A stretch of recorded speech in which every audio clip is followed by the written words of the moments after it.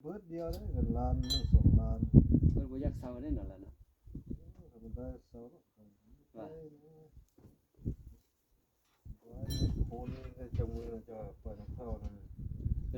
มื้อนั้นไปว่าหั่นมึงจะน้องมากินเหล้าหั่นน่ะตีพางเข้าเลยก็ได้กำไรเท่าเลย เนี่ยอีสามมือเสียงกันเขา600,000เนี่ยเข้าตายแล้วเพราะนี่กับพ่อมันกับพ่อบุดีเขาว่าบุมีกินข้าวเลยตีพาจำค่ำนี่เพิ่น ตา ก็ ม เนาะ ดีเสียเงินแห้งบ่อยากเลยล่ะเนาะ เมื่อคืนนี้ก็ไปกันดีก็เงินเนาะโอ้ก็จะเอ็ดอยู่แต่ว่าคาสิพาจุนี่มาเที่ยว บุเห็นตีจะบ่เฮ็ดบัดเลยคืนก่อนนั้นกินฮอด0 1 12โมงเด้ได้เงินแต่แสนปลายแต่ว่าตีแต่2,000เด้ โอ้ยตีใจ2,000น่ะสิค่อย50